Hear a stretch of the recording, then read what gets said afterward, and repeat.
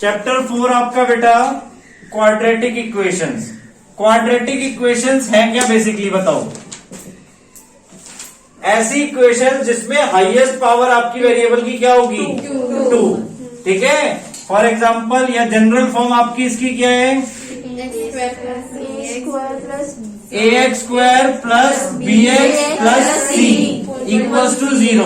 देखो quadratic polynomial क्या था? अगर हम इतना बोलते हैं तो वो क्वाड्रेटिक पॉलिनोमियल है। इक्वेशन यानी इक्वल्स टू के साथ।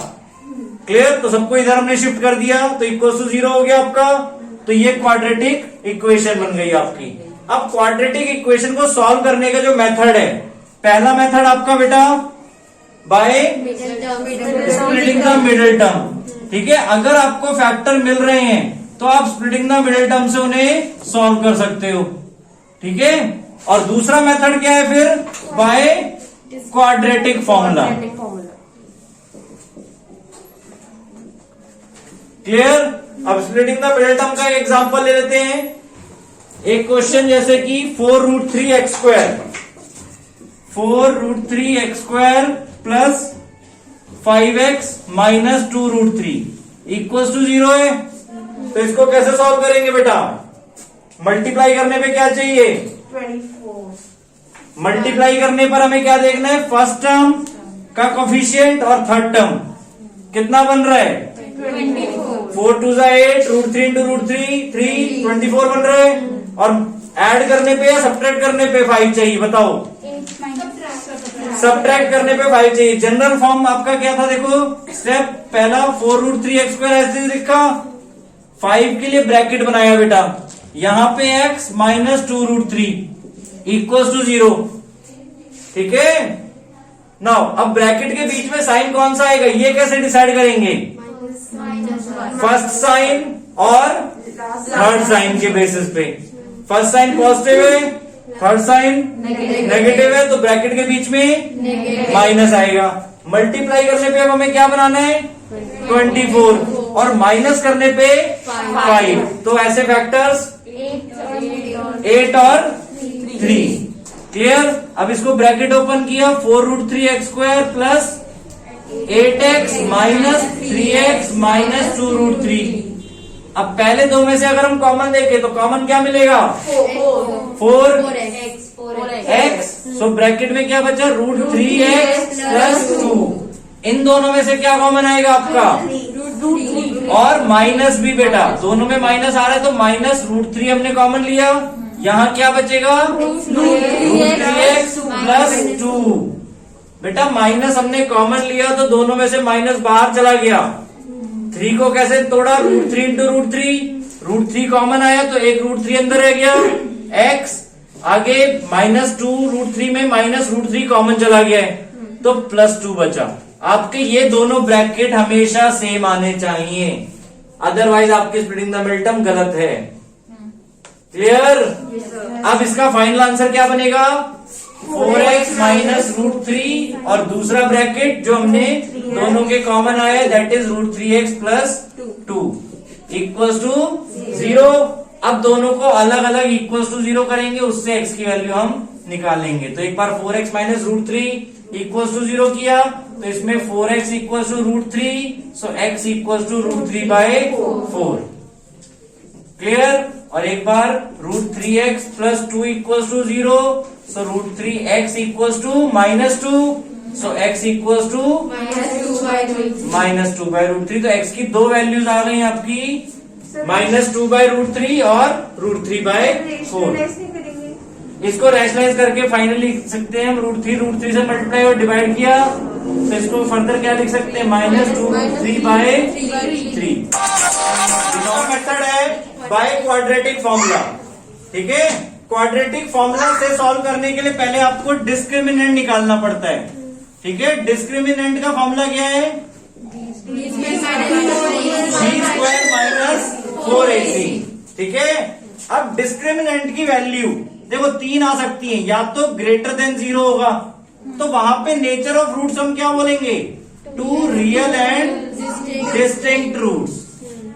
ठीक है। उसके बाद अगर d इक्वल्स टू 0 है तो हम क्या बोलेंगे? 2 real and equal roots. Two real and equal roots, ठीक है। उसके बाद डी अगर लेस देन 0 आता है तो हम क्या बोलेंगे, नो रियल रूट्स, ठीक है। तो आप बिना सॉल्व किए मतलब इक्वेशन को आप बता सकते हो कि वहां पे आपके नेचर ऑफ रूट्स क्या होंगे।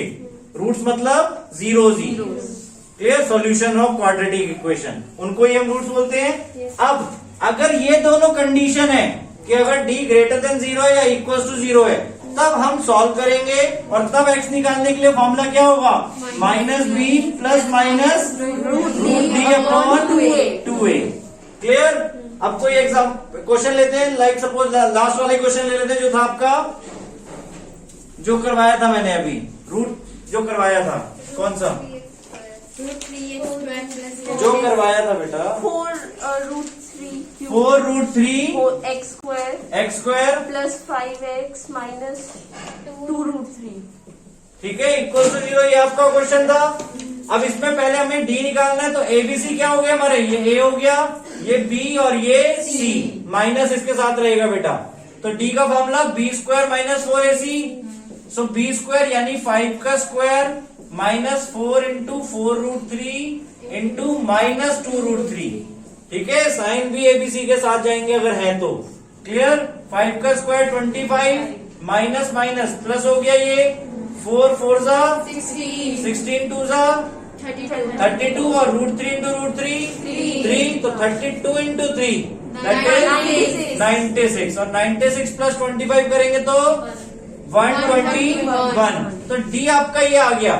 अब x निकालने का फॉर्मूला क्या है, minus b plus minus √d upon 2a, ठीक है। सो अब हमने b की वैल्यू क्या है हमारे पास 5, so minus 5 plus minus √d, d हमारा 121 अपॉन 2a, a हमारा 4√3, क्लियर। ध्यान से बेटा, फॉर्मूला भी आपको हमेशा लिखना है और फिर वैल्यूज पुट करनी है, कोई स्टेप मिस मत करना, अदरवाइज गलती हो जाएगी वहां पे। नाउ 5 माइनस 5 और √21 क्या आ जाएगा 121 11, सो आपके ये आ गया -5 प्लस माइनस 11 बाय 8√3। तो अब इसको दो सॉल्यूशन हमें करने हैं, तो एक बार -5 प्लस 11 8√3 हो गया और एक बार -5 माइनस 11 बाय 8√3। सो -5 प्लस 11 कितना होता है 6 बाय 8√3 और यहाँ पे -16 बाय 8√3, क्लियर। पहले ये कट ऑफ करा 3/4 और √3 को देखो 3 से कट कर सकते हैं तो √3 आ जाएगा ऊपर।